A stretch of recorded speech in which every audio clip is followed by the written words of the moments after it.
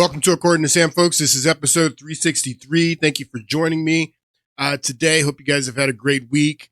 Going to pick up where we left off in the last podcast, and then we'll see how much of this will get done today. I really want to get back into some history and talk about the Babylonian captivity, talk about the siege of Jerusalem by Nebuchadnezzar in the 600 BC.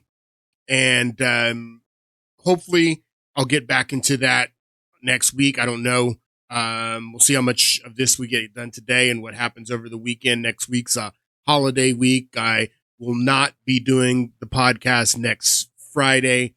So we'll see how it goes. But we're going to pick up where we left off in the last podcast, and we're still talking about this interview, this platforming of Nick Fuentes that Tucker Carlson did, and the ensuing controversy, and it's been going on for weeks now.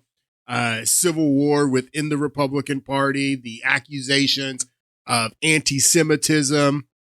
And yesterday on the Senate floor, this was a speech by the leader of the Democratic caucus in the Senate, Chuck Schumer, highest ranking Jewish politician. And he gave this speech on the Senate floor. We're going to start with this today, and then we're going to get back into some clips from the Tucker Carlson interview with Nick Fuentes that I've been trying to get to for the past few podcasts, but haven't been able to. But we're going to get into them today. But first, we're going to start with Chuck Schumer here. Take a listen to Chuck Schumer.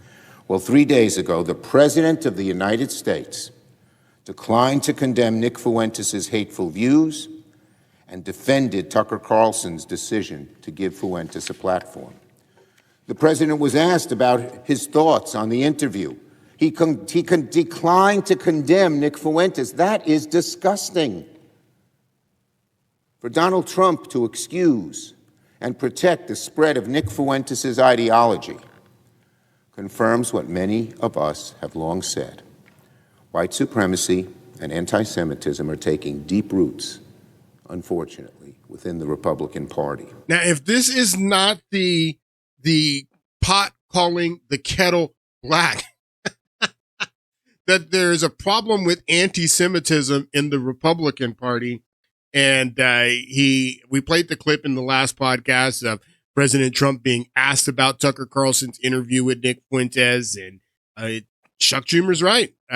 President Trump did not condemn Nick Fuentes. He didn't condemn Tucker Carlson for doing the interview. He said Tucker Carlson can interview who he wants. And I was explaining to you in the last podcast, the reason that Tucker Carlson was interviewing Nick Fuentes, he says it in the beginning, that I want you to lay out what you believe, that you're the type of person that I only know through the clips that people play of you, that and they play the worst clips of the worst things that you've said, maybe things that you've said years ago that you might not even believe anymore, maybe things that have been taken out of context. And these clips that people are playing, they make you look really bad, bro. And I want to give you the opportunity to state what you believe yourself. That's what Tucker Carlson says. That's the whole reason for the interview and platforming him, is that he wanted to give Nick Fuentes in a long form interview the opportunity to state what he believes. Now, I don't like Nick Fuentes. I don't dislike him. I don't care anything about him. I mean, I don't consume his content. Nick Fuentes doesn't mean anything to me, but the guy's got 5 million plus followers on his podcast that he does on Rumble, and growing. He has major influence with the younger generations, with Gen Z, and you're not going to make that go away by ignoring him. So Tucker Carlson brings him on, gives him the opportunity to lay out what he thinks. And Tucker Carlson also, in doing this interview, makes it clear that he wanted to distinguish himself and people like him, who he considers who are reasonable, who have reasonable objections to America's foreign policy, Americans' involvement with supporting the government of Israel, and rational people that are reasonable, people that don't, speak the way that Nick Fuentes does, and that you can't really accuse these people that have these rational concerns about America's foreign policy and America's connection to Israel. And what Nick Fuentes does, he plays the role of the foil. He plays a very useful role to those people that want to discredit the rational people. Then they can use Nick Fuentes and the rhetoric that he's using on his podcast to discredit reasonable people, rational people that have very reasonable and rational concerns about America's foreign policy and the relationship with Israel. So those are the two reasons that Tucker Carlson brought him on so he can give him the opportunity to lay out what he believed in his own words, and also to distinguish himself and other reasonable, rational people that have concerns about America's foreign policy with Nick Fuentes, because he says it in this podcast and in this interview that he believed that Nick Fuentes was a Fed, that Nick Fuentes was COINTELPRO, counterintelligence, that Nick Fuentes was being used by, I don't know, maybe people here in the United States, maybe he says the government of Israel, but Nick Fuentes is a tool that's being used to discredit people that have reasonable, rational concerns with America's foreign policy and America's relationship with Israel. And we played this clip in the last podcast, but we ran out of time in the last podcast, and I want to get deeper into this. We'll listen to this clip again. I do know, though, and this is the last criticism I will level, and it's maybe not even your fault, but I do know that, the coordinated attacks against totally reasonable questions about what's in America's interest and what's not, those are all coordinated by the Israeli government. It's all come to light now. And they're against me. I've always thought I have the world's most moderate position on Israel. Don't hate Israel. Just don't want to get involved in their wars. Don't want to pay for this. Don't want to pay for abortion on demand in a foreign country. Sorry. When we're cutting food stamps on our own, that's outrageous. It's not America first. That's my view. Not embarrassed of it at all. They are totally determined to take me out, I think because I'm reasonable. Who would disagree with that? And call me all these names, the most dangerous anti-Semite. I'm not even an anti-Semite. And they're not doing that to you because, this is my view, and it's not necessarily your fault, but because they're like, Fuentes discredits the reasonable people because he's always banging on about the Jews. And so he makes everyone else look like a Nazi. And so it's like he's playing a pretty valuable role in the same way that Israel has always funded extremism throughout the Middle East, including Hamas, because it discredits the reasonable people.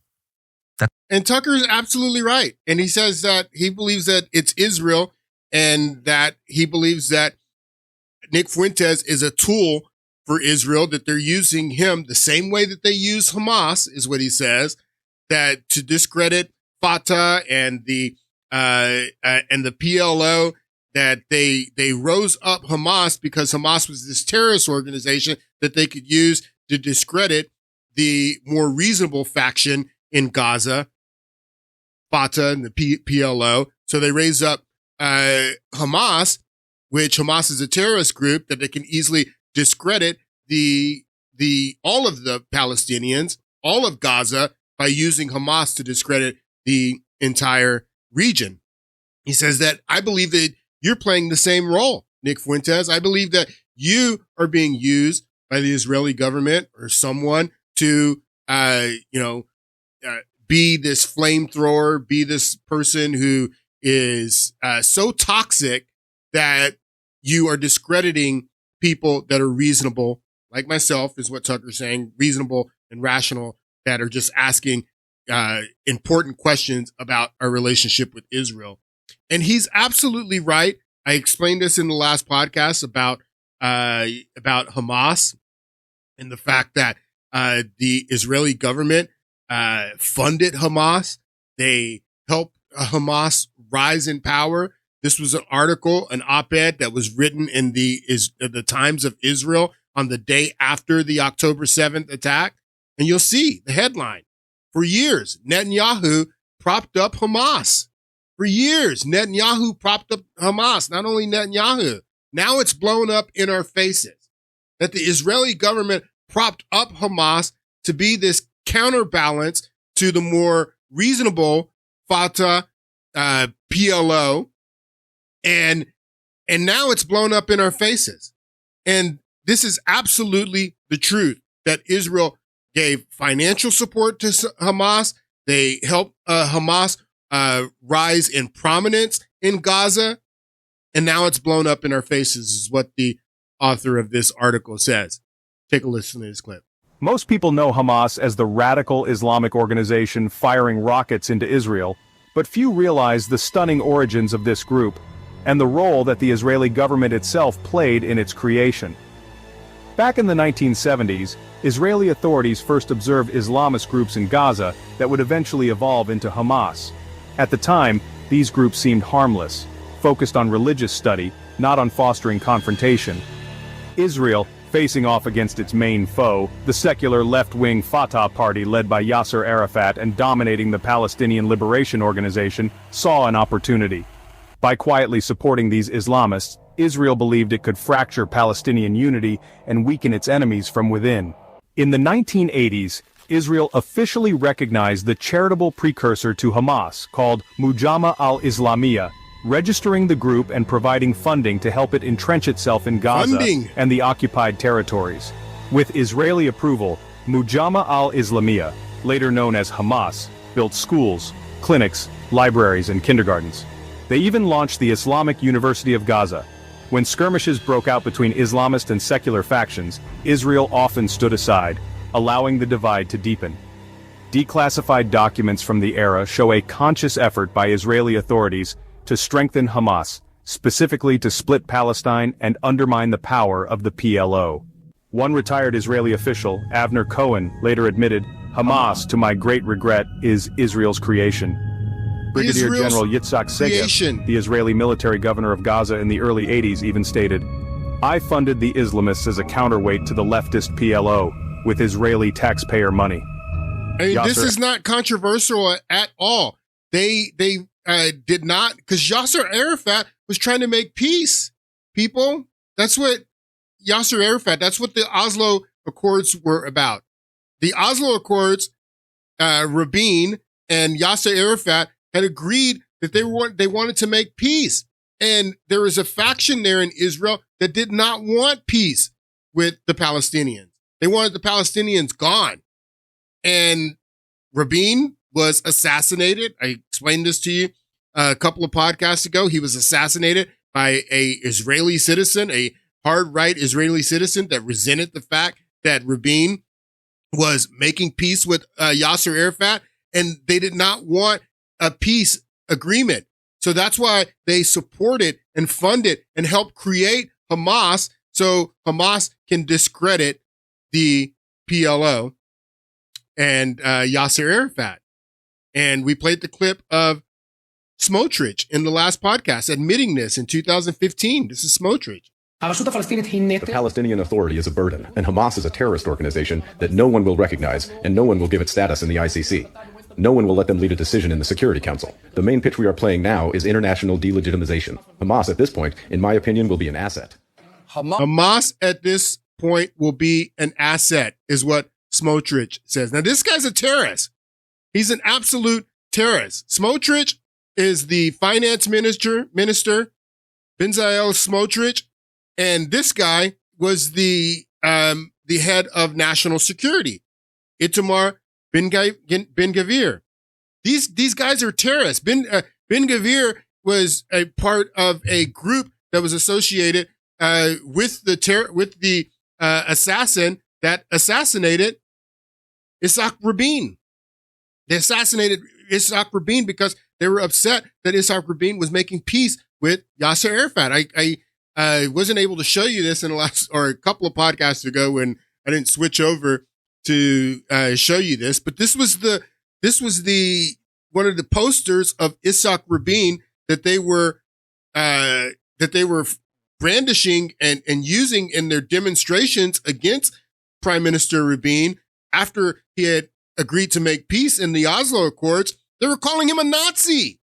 They were using, this guy is a war hero. He was a war hero. They assassinated him because he tried to make peace. This guy, he is the one who was the general that executed the war in the 6-Day War in 1967. The 6-Day War, Rabin was a war hero, and he masterfully repelled Jordan, Syria, Egypt, Iraq, all these forces that were coming at Israel in 1967. He defeated them all. He was the general. They called him a Nazi. They called this guy a Nazi. Who won't they call a Nazi? Who won't they defame and say that they're anti-Semitic? Now, they can't call Rabin anti-Semitic. How are you going to call Rabin anti-Semitic? He's a war hero that executed the 6-Day War, Prime Minister of Israel. He can't be anti-Semitic, but they called him a Nazi. They imposed his head on a Nazi in a Nazi uniform, and they were brandishing this in their protest against him for doing what? For doing nothing but wanting to make peace. And this guy, Itamar Ben-Gvir, was associated with the group where the assassin came from. These guys are terrorists. They are hard-line, right-wing extremists in Israel. These are very evil men. Benzael, Smotrich, and Itamar Ben-Gvir. And this is what, if you listen to what, what's his name here? God, I can't believe I'm drawing blank on this. Steve Bannon.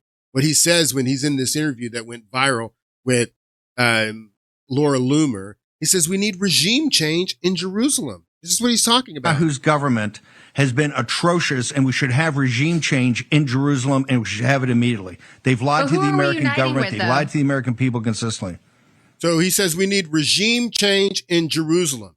We need to get rid of, if Israel, for their own sake, needs to get rid of these leaders like Smotrich, like Ben-Gvir, like Netanyahu. Netanyahu's been prime minister a total of 18 years, 18 plus years in Israel. Netanyahu's been the prime minister. These are very bad men, and they're bad for Israel. And it doesn't make you an anti-Semite because you criticize these men, because you criticize men like this and you criticize Netanyahu. Even their own government criticizes them. Many in their government, in the Knesset, that are not in the majority coalition in the Knesset, have criticized these men, Ben-Gvir, Smotrich, Netanyahu. They've people in the Jews in the Knesset have accused Netanyahu and these guys for orchestrating October 7, allowing October 7 to happen. Same thing that Charlie Kirk was saying, that they allow it to happen. Well, there's people in the members of the Knesset that have that have gone to the floor of the Knesset and accused these guys of allowing the October 7th attacks to happen.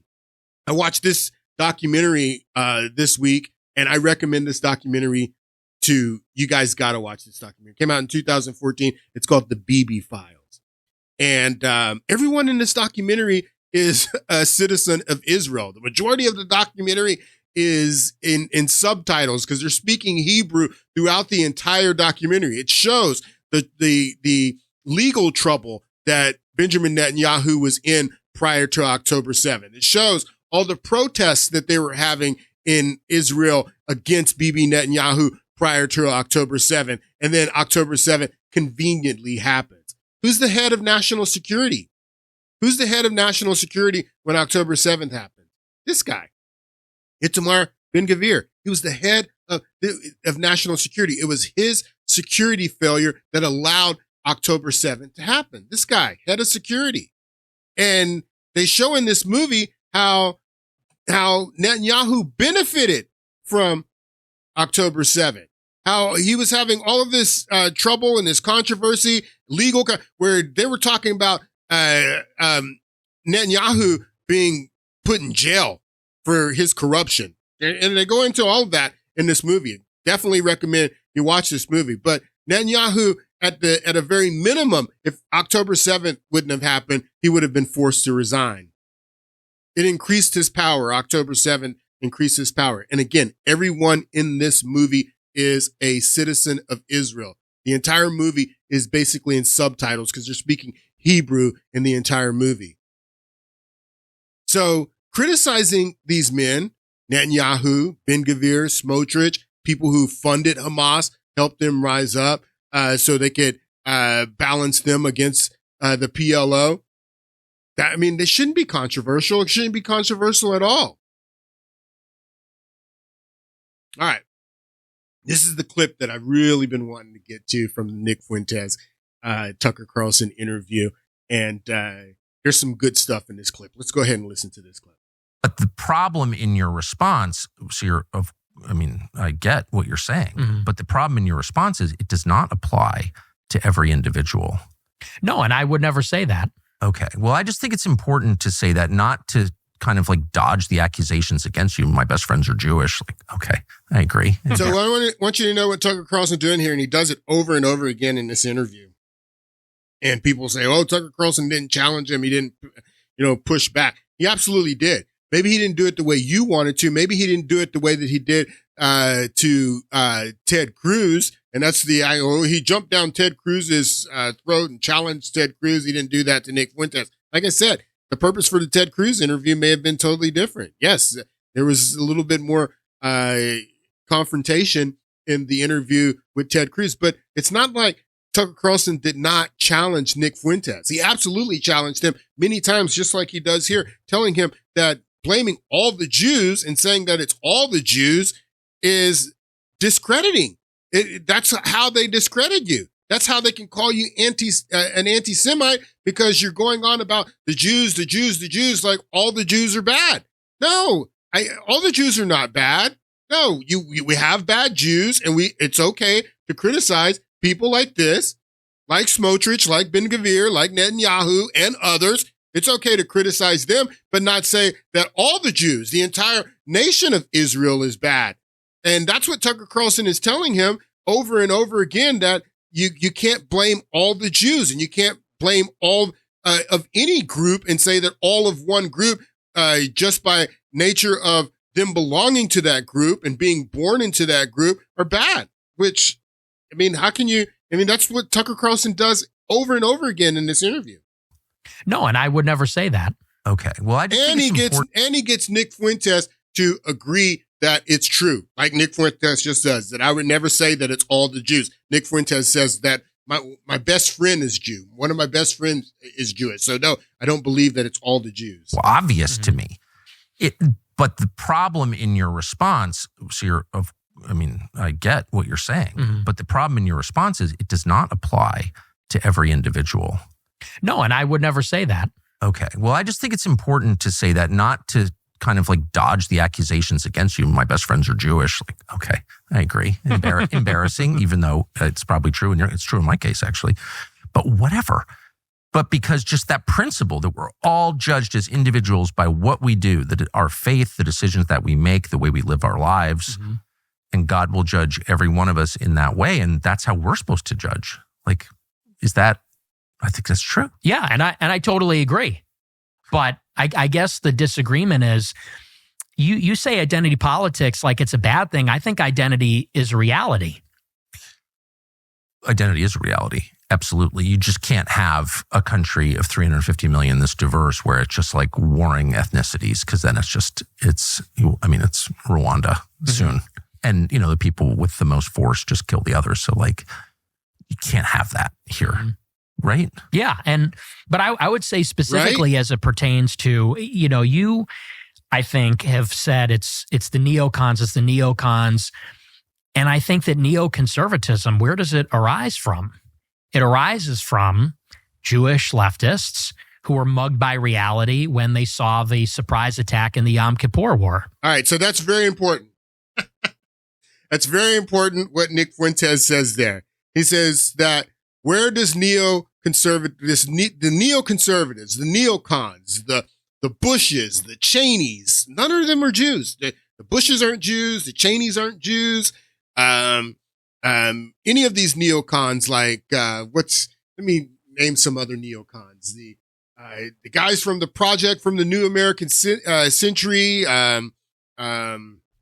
I can't believe I'm drawing blank on all these people's names, but you know who I'm talking about when I talk about the neocons. The neocons. None of them are really Jewish. None of them. The Bush clan, the Cheneys, Don Rumsfeld, any of these people, they're not Jewish. The neocons. So Nick Fuentes says, where does these neoconservative guys that changed the conservative party, the Republican Party, and made it this neoconservative party, where did they come from? And he says that it arose after the people in Israel were mugged by reality after the Yom Kippur War. Where does it arise from? It arises from Jewish leftists who were mugged by reality when they saw the surprise attack in the Yom Kippur War. All right, so what is the Yom Kippur War? What's the Yom Kippur War? And let's talk about that real quick, and then we'll talk about why Nick Fuentes is right, but why he's also wrong. He's right and wrong. This is a clip about the Yom Kippur War. Let's take a listen. The date was October 6, 1973, Yom Kippur, the holiest day of the Jewish year. Synagogues in Israel were filled with Jews fasting and praying. Then, at precisely 2 p.m., air raid sirens started to blare. The prayers stopped. In their place came whispers, rumors of war. But they weren't rumors. In the south, an Egyptian force of 100,000 soldiers, backed by 1,300 Soviet-made tanks, was crossing the Suez Canal. They quickly overran a series of fortifications Israel had constructed along the canal following the 1967 Six-Day War. Israeli fighter jets scrambled to meet the invading force, but the Egyptians were ready with the latest generation of Soviet-designed anti-aircraft batteries. Israeli tanks ran into a deadly barrage of anti-tank missiles. These were weapons Egypt didn't possess in 1967, and Israel wasn't prepared to deal with them. The Egyptians inflicted hundreds of casualties, but the Sinai Desert is deep and far from Israel's southern border. There was no such buffer in the north. Hundreds of Syrian tanks, outnumbering Israeli tanks 5-1, broke through Israeli defenses on the Golan Heights. That night, Israel's legendary defense minister Moshe Dayan appeared on Israeli television and broke down in front of the cameras, telling viewers that the Jewish state was in danger of total destruction. All right, so let me explain what's going on real quick.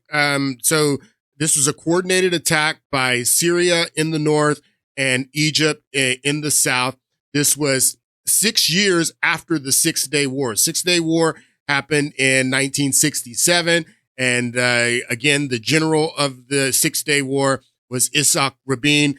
He repels the forces of Jordan, Iraq, Egypt, and Syria. They take control. Israel takes control of Golan Heights in the north. They take control of the West Bank. They take control of Gaza. They take control of the Sinai Desert, and from Egypt. They take all that land in the Six-Day War, and then 6 years later, on Yom Kippur, which is again the holiest day on the Jewish calendar, where everyone's fasting and praying, and this is a religious day. This would be like Christmas. Having an attack in the United States on Christmas, your guard is let down, and then Egypt and Syria planned this coordinated attack using Soviet weapons to attack Israel from the north and from the south. So that's what's going on here, and then you'll see what the reaction is. The prime minister at this time is Golda Meir. Golda Meir reaches out to the American government, who the president of the United States at that time is Richard Nixon, and then you'll see what happens here. How did this disaster happen? There's one simple answer: complacency. After winning a lightning victory in the Six-Day War 6 years earlier, Israeli leaders assumed that the Arabs wouldn't dare to launch another war so soon. It was worse than that. Israeli leaders had credible intelligence that Egyptian President Anwar Sadat and Syrian dictator Hafez al-Assad were planning an attack, but they simply dismissed those reports as overwrought. Anyway, who would ever think that the Arabs would attack on the holiest day of the Jewish calendar? Only the day before, October 5th, with Egyptian and Syrian forces now massed on Israel's borders, did Prime Minister Golda Meir, Dayan, and other Israeli officials finally conclude that war was about to happen. Israel frantically called up its reserves. Golda Meir, meanwhile, phoned U.S. Secretary of State Henry Kissinger, asking for support to mount a preemptive strike. But Kissinger said no. All right, so this is important. So they saw the armies, the Egyptian armies and the Syrian armies amassing at the borders. They knew that this attack was getting ready to happen. Now, to give you some context, in the Six-Day War that happened 6 years earlier, when these forces started to amass against Israel, Israel acted first, preemptively. They started to bomb the Air Force in Egypt and started to bomb Jordan, and they took the fight first before these forces attacked. And that gave them the upper hand because they preemptively attacked these forces first, and that allowed them to win the Six-Day War. But during the Yom Kippur War, they wanted to do the same thing. They wanted to act preemptively and strike because they knew that Syria and Egypt were getting ready to strike Israel, and they wanted to do the same thing that they did in the Six-Day War. They didn't want to wait to be hit. They wanted to strike first. So Golda Meir calls the United States, speaks to Henry Kissinger, who is a Jew. He's the Secretary of State for Richard Nixon. She calls, now, if Israel controls the United States, if Israel controls the foreign policy of the United States, why is Golda Meir calling up the United States asking for permission to preemptively strike the forces of Israel in Egypt? Why? If they run things, if they're controlling the foreign policy in the United States, they obviously weren't controlling the foreign policy in the United States. Henry Kissinger, who is a Jew, he tells them, no, don't strike preemptively. Don't do this. If you, in Golda Meir's autobiography, she is very critical of this and explains that because of the Nixon administration not allowing them to preemptively strike Syria and Egypt, that put them in a deficit and they lost many lives, she says, and she blamed Kissinger and Nixon for not allowing them to strike first. Its reserves. Golda Meir, meanwhile, phoned U.S. Secretary of State Henry Kissinger, asking for support to mount a preemptive strike. But Kissinger said no. If Israel attacked first, he explained, it would be seen as the aggressor. This hesitation cost Israel dearly. As enemy armies broke through Israel's defenses, tens of thousands of reservists rushed out of their synagogues. They didn't go home. They went straight to the front. The fighting in the north was brutal, often hand-to-hand, but within 48 hours, Israeli forces had halted the Syrian advance on the Golan Heights. In the south, it was a different story. The Egyptian Third Army repulsed Israel's counterattack. The pressure on Golda Meir was overwhelming. Normally a 5-pack-a-day smoker, she was up to 9. Just as the situation looked hopeless, Israeli General Ariel Sharon came up with an audacious plan. He would lead a combined division of tanks and paratroopers across the Suez Canal, cutting off the Egyptian Third Army from behind and surrounding it. The problem was how to get the pontoon bridges to the Suez Canal through heavily defended Egyptian lines. Some of the fiercest fighting of the war followed, but in the end, Israeli forces broke through and crossed the canal. Israel was back in control. The Egyptian Third Army, 20,000 men, now surrounded, faced obliteration. Enter the superpowers, the Soviet Union on the side of Egypt and Syria, the United States on the side of Israel. As fast as Egyptian and Syrian forces were losing planes, tanks, and missiles, the Soviet Union was resupplying them. And as fast as Israel was losing its armaments, the U.S. was resupplying Israel 22,000 tons of military aid authorized by U.S. President Richard Nixon. But then, to save the Third Army, the Soviets moved their nuclear-armed fleet to the eastern Mediterranean, where it went eyeball to eyeball with the U.S. Sixth Fleet. For the first time since the Cuban Missile Crisis in 1962, both superpowers went on nuclear alert. A regional conflict was threatening to become a world war. Kissinger had pressured Meir to stand down. Israel had successfully repelled the invasion, he argued. It was no longer in danger. The Soviets, in turn, convinced Sadat and Assad that a ceasefire would be better than having their armies annihilated. Negotiations between the warring parties soon followed. After 3 bloody weeks, the Yom Kippur War was over. Caught off guard on the first day, Israel rebounded and ended the war with its artillery within range of both. They weren't caught off guard. They knew it was going to happen, and they wanted to strike first. Kissinger and the Nixon administration told them, no, you can't strike first. 3 bloody weeks, the Yom Kippur War was over. Caught off guard on the first day, Israel rebounded and ended the war with its artillery within range of both Cairo and Damascus, a military feat still studied at West Point. Nevertheless, the Israelis, who lost over 2,600 men, considered the Yom Kippur War a disaster. So this is what Nick Fuentes is talking about, that after the Yom Kippur War, that Jews, from Israel, the Israeli citizens and Jews here in the United States as well, they said that this couldn't happen again. And they had to increase their activity in lobbying the politicians here in the United States, that they needed to have more influence over the policy making here in the United States after the Yom Kippur War. And as far as that, and increasing, the support to groups like AIPAC and others, and lobbying more policymakers and lawmakers here in the United States, it heavily increased after the Yom Kippur War. Is absolutely right what Nick Fuentes is saying there. I want you to listen to this clip of Netanyahu in 1980. It's in Hebrew, but it's subtitled, so I'm going to read it to you. The reporter says, we don't have America with us. And then this is what Netanyahu says.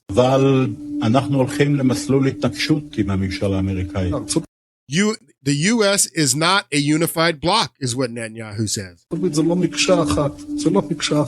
We have the Senate, the Congress, and a record-strong Jewish lobby on our side. We have the Senate, we have the Congress, and a record-strong Jewish lobby on our side. I think he even says something about AIPAC, but that's not in the subtitles. AIPAC.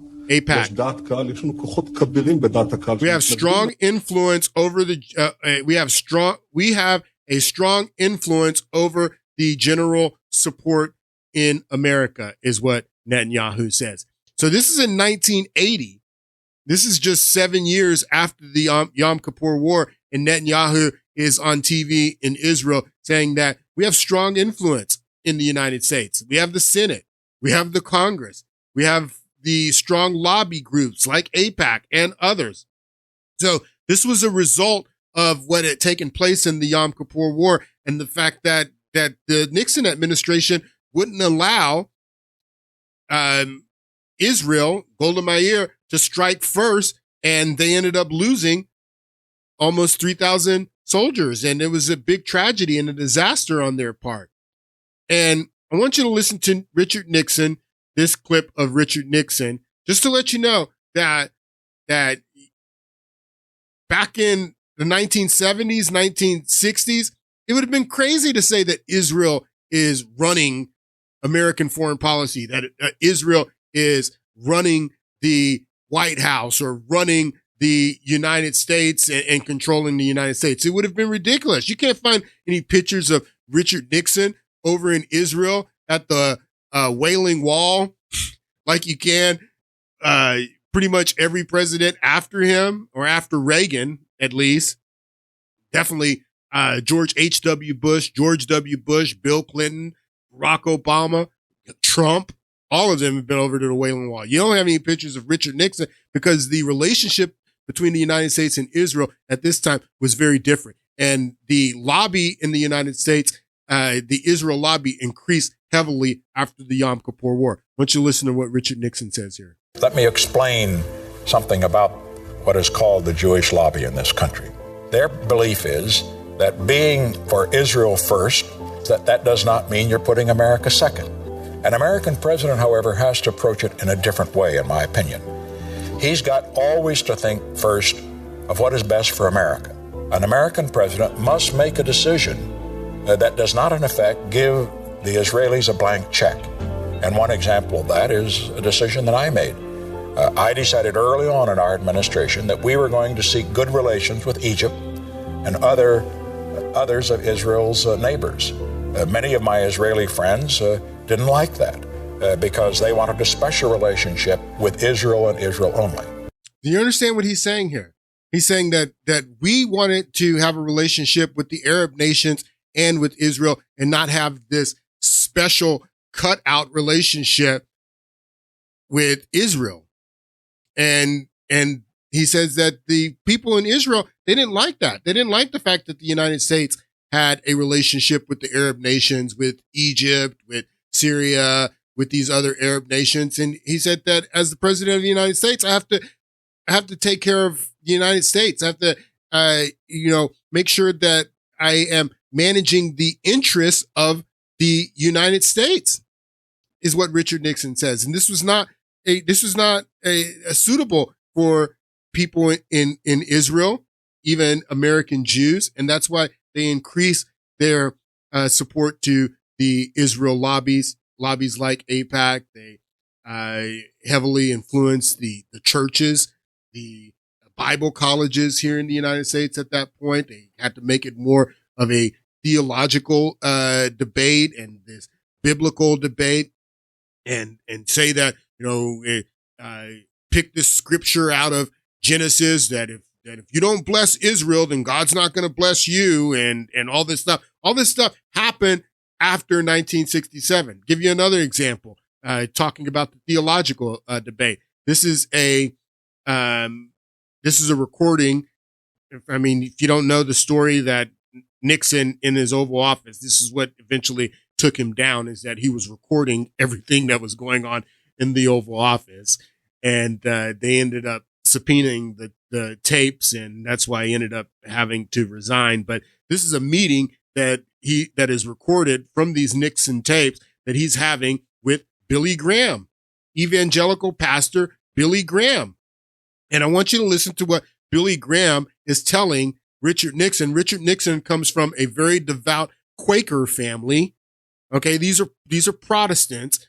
That's when Richard Nixon grew up in a very devout Quaker family, and he's having this conversation with Billy Graham in the Oval Office. I want you to listen to what Billy Graham says here. And it has nothing to do with anti-Semitism. It happened so. It has nothing. So it's kind of can't hear it really, but it's subtitled, so I'm gonna read it. It says Billy Graham is telling Richard Nixon it has nothing to do with anti-Semitism. It happens though. Listen. Insofar as the media is concerned, the power of the media, they've got it. They've got it right. But they've got the media. That as far that they've got the media is what Richard Nixon says. They've got the media. Who's got the media? The Jewish lobby. They got the media. So that insofar as the media is concerned, the power of the media, they've got it. They've got it right by. And they're the ones putting out the pornographic stuff and putting out everything. I know. And they're the one. So I actually, that was Richard Nixon who's saying that it doesn't have anything to do with anti-Semitism. They have the media. And then it's Billy Graham who says they got it. And then Billy Graham says, and they're the ones putting out all of the pornographic stuff. Talking about the Jewish people. This is Billy Graham, people, saying that the Jews have the media. The Jews are putting out all this pornographic stuff. Talking to Richard Nixon. It is concerned, the power of the media. They've got it. They've got it right by. And they're the ones putting out the pornographic stuff and putting out everything. I don't know why they do. You see, the Bible makes a distinction, Mr. President, between two groups of Jews. One is called the synagogue of Satan. So that comes from the Bible. The term synagogue of Satan is in two places. These are the words of Jesus Christ in the book of Revelation. That in Revelation 3:9 and 2:9, that's where the term the synagogue of Satan comes from. Jesus is saying when he's given the revelation to John that the synagogue of Satan are people who say they are Jews but are not. That comes directly from the Bible. And that's what Billy Graham, evangelical pastor, is telling President of the United States, Richard Nixon, that there's two types of Jews the Bible talks about, and one of them is the synagogue of Satan. This is Billy Graham is saying to Richard Nixon. They got it right by. And they're the ones putting out the pornographic stuff and putting out everything. I don't know why they do. You see, the Bible makes a distinction, Mr. President, between two groups of Jews. One is called the synagogue of Satan. The Bible says there are two different kinds. There are two different kinds. Then those people, in the latter days, it's called the remnant of God's people, which will be Jewish people. And then there's the synagogue of Satan. And nearly all of your religious deceptions in the latter days, what the Bible speaks, latter days will be 1,000 years, what they call the synagogue of Satan. In other words, they are energized by a supernatural power called the devil. This is what the Bible teaches, whether you believe it or don't believe it. This is the biblical teaching, and this is what I believe. This is what Billy Graham is saying. I believe that they have a strange brilliance about them. Oh, they're smart, and they are energized, in my judgment, by a supernatural power. Well, also they do something else, but they're not only smart, they stick together. And you see, of course Hitler didn't.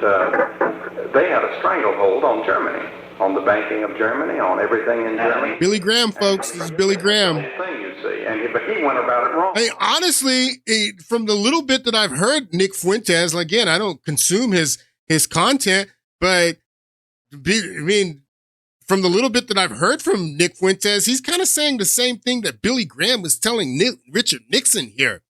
So after the Yom Kippur War, a bunch of money comes in where the Jews say that or the nation of Israel and the Jewish lobby here in the United States says that we have to have greater influence in the United States. We can't have anything like what happened in the Yom Kippur happened again. We have to have greater influence in the United States. So they start pouring a bunch of money in to influence our politicians, to influence our policymakers and our lawmakers, to influence our churches and influence our theological seminaries, all of that stuff. Well, a bunch of money being poured in, and the point of view that we not only have to support Israel because they're an ally, but there's a theological debate. This is where the theological debate starts. All right, back to Tucker Carlson and Nick Fuentes.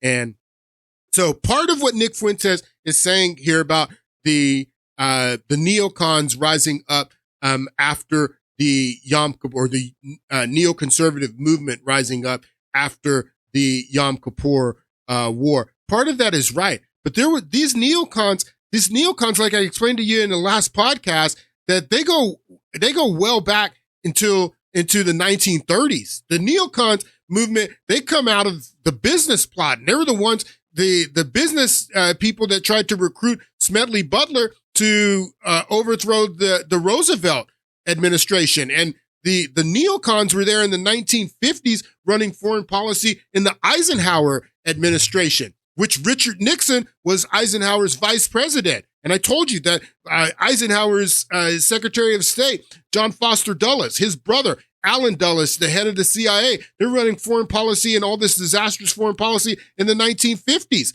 This is long before the Yom Kippur War that these neocons were running this disastrous foreign policy. People, when Dwight Eisenhower in January 1961, when he gives his famous farewell address, and he's talking about disastrous foreign policy, and he's saying that in the councils of government, everyone's talking about the Jewish lobby having influence on the councils of government. When Dwight Eisenhower gives us this dire warning in his farewell address, in the councils of government, we must guard against the acquisition of unwarranted influence by the Jews. Does he say the Jews? No, he doesn't say the Jews. He says the military-industrial complex. People, that's what this is about. This is about the military-industrial complex. This is not about the Jews. And that's what you got to understand. Dwight Eisenhower didn't give us a warning to watch out for the Jews. He gave us a warning to watch out for the military-industrial complex. AIPAC is a arm of the military-industrial complex here in the United States. And that's what you got to understand. But I would say specifically as it pertains to, you, I think, have said it's the neocons, And I think that neoconservatism, where does it arise from? It arises from Jewish leftists who were mugged by reality when they saw the surprise attack in the Yom Kippur War. Yeah, well, that's a lot of it for sure. But then, how do you explain Mike Huckabee, Ted Cruz? All right, so what is Tucker doing here? He says that's a lot of it for sure. Yeah, that's partially right. You're partially right as far as the increase in money and support into the Jewish lobby after the Yom Kippur War. That's part of it. You're partially right. But how do you explain people like Mike Huckabee? How do you explain people like Ted Cruz who are not Jewish? That's what Tucker is getting to. He says, how do you explain that? How do you explain people like Dick Cheney? They had Dick Cheney's funeral yesterday, and boy, what a den of vipers there. I mean, you had people you had people like Rachel Maddow was there. This is Nancy Pelosi and her husband were there. John Boehner, Mitch McConnell, Anthony Fauci, just the den of vipers at this. But this is what Tucker's getting at. He's saying, yeah, that's part of it. The reaction after the Yom Kippur War and the increase in money and influence on American politicians by the Jewish lobby. That's part of it. But how do you explain people like Dick Cheney? How do you explain he's not Jewish? This is what Tucker's getting at here. He's not Jewish. How do you explain people like George Bush? He's not Jewish. How do you explain people like Joe Biden? He's not Jewish. Joe Biden had as much to do with the disastrous war in Iraq as anybody. We talked about what was going on at the Pentagon with Wolfowitz, who's a Jew, with Douglas Feith, who is a Jew. They were running the Office of Special Plans, and Mossad. Lawrence Wilkerson said Mossad was all in the Pentagon, pushing the phony intelligence for the Iraq war. But this guy, Joseph Biden, he's not Jewish. He was in the Senate. He was head of the Senate Foreign Relations Committee, and he was pushing all the bogus intelligence to the Senate. He's the one who recruited all the Democrats. The Democrats controlled the Senate at that time. He's one of the ones who was pushing all the phony intelligence in the Senate. He's got his money. He's not Jewish. This is what Tucker is getting at with this question to Nick Fuentes. He says, how do you explain that? Play this clip of talking about how Joe Biden had so much to do with the Iraq war. The costs of the Iraq war were enormous. More than 4,500 American soldiers, as well as thousands of military contractors, were killed. Tens of thousands of U.S. soldiers were wounded. Hundreds of thousands of Iraqis, and by some estimates, more than 1 million were killed. And the war created massive instability, including more wars and terrorism throughout the Middle East and North Africa. Fast forward to the 2020 presidential race. There's only one candidate for the nomination of the Democratic Party who played a leading role. In the Iraq war happen. In my judgment, President Bush is right to be concerned about Saddam Hussein's relentless pursuit of weapons of mass destruction. President Bush is right. And the possibility that he may use them or share them with terrorists.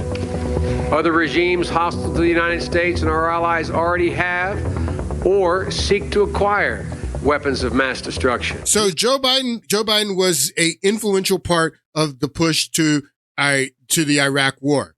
Now, you can say that this is because of the Jewish lobby, or is this because of the military-industrial complex lobby?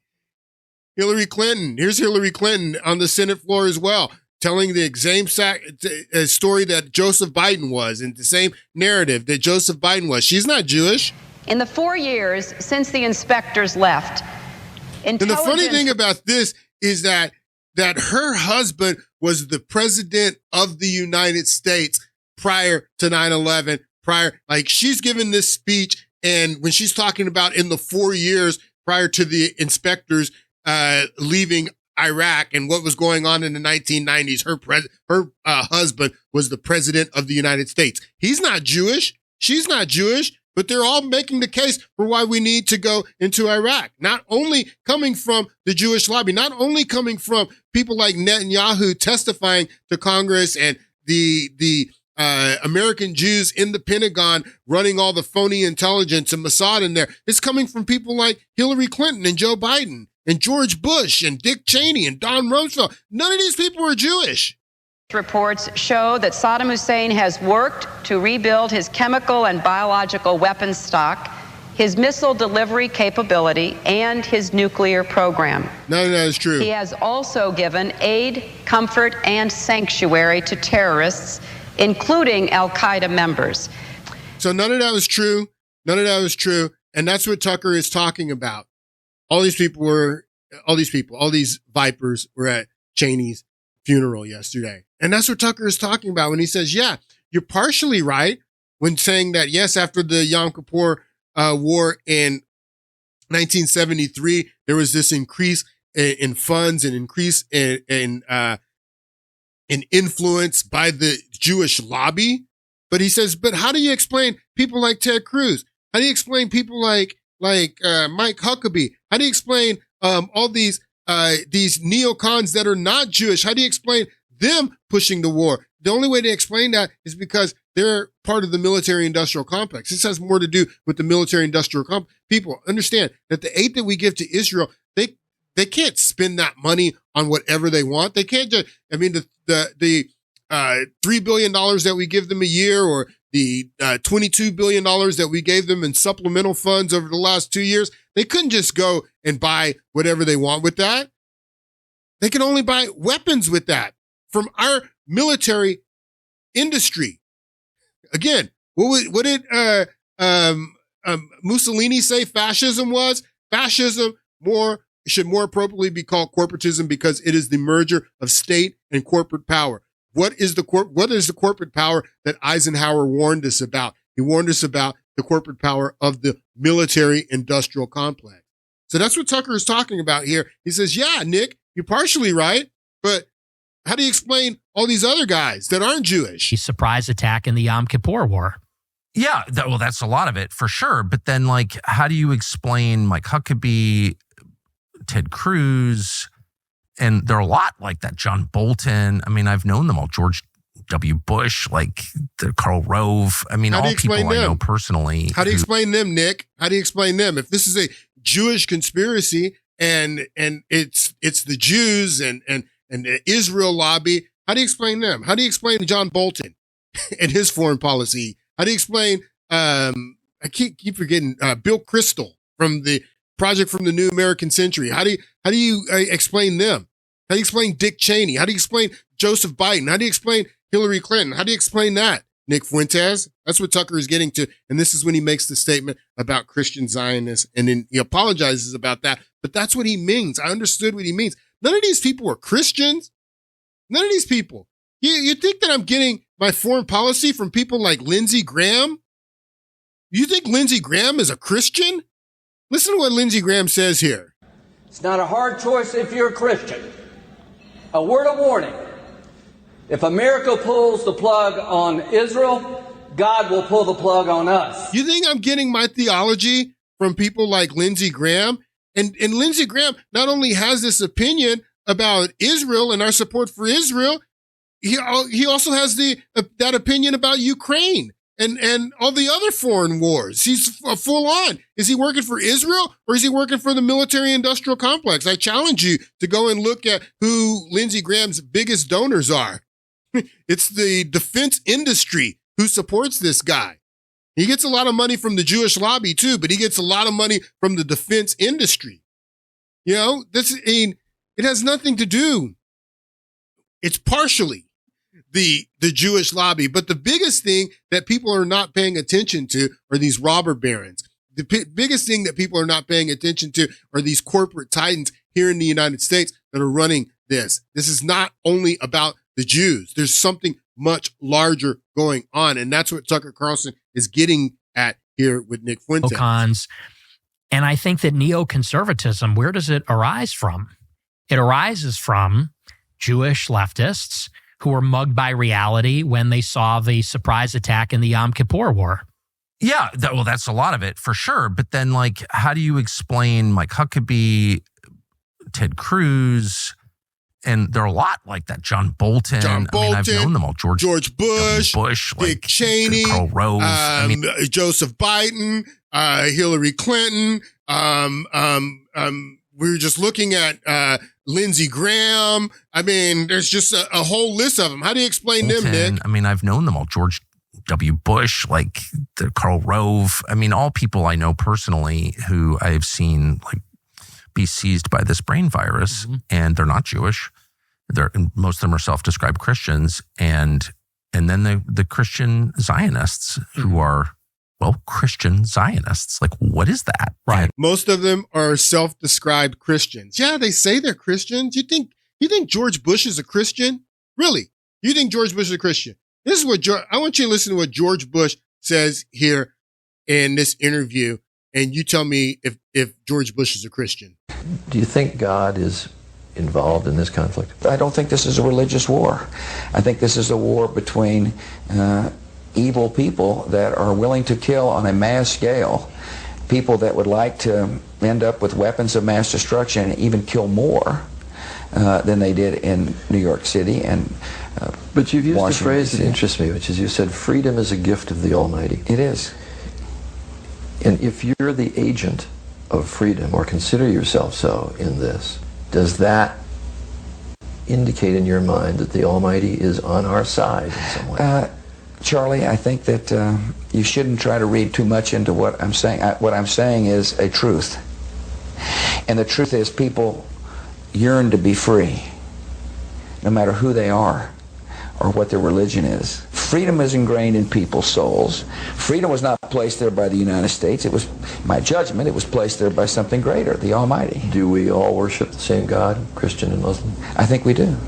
I think we do. I think Allah and Yahweh are the same. This is what this guy says. Now, where does he get this Christian theology?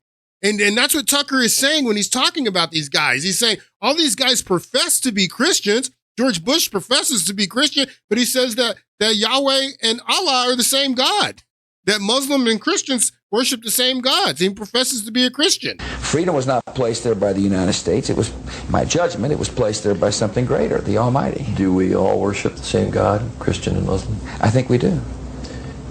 We have different routes of getting to the Almighty. We have different routes. Jesus said, I am the way, the truth, and the life. No man cometh to the Father but by me. And this guy says that we have different ways of getting to the Father. Now, is that Christian theology? And that's what Tucker is talking about when he's talking about these Christian Zionists. He's not talking about all the Christian Zionists, the way they use this to defame Tucker Carlson and say that, he was criticizing all Christian Zionists. No, he's talking about these clowns that profess to be Christians, people like George Bush, people like Lindsey Graham, people like Dick Cheney. They profess to be Christians, and they're Christian Zionists. That's what he's talking about here. He's talking about those clowns. Most of them are self-described Christians, and then the Christian Zionists who are, well, Christian Zionists. Like, what is that? Right. And I could just say for myself, I dislike them more than anybody. I dislike them more than anybody too, Tucker. I dislike them more than anybody too. And I knew exactly what Tucker Carlson was talking about when he said that, and people took his words out of context and tried to use it to defame him. He wasn't talking about real Christians that support Israel and that are Zionists. He was talking about these clowns that use Christianity to expand their foreign policy for the military-industrial complex. Hope you guys have a great weekend, and I'll see you on Monday.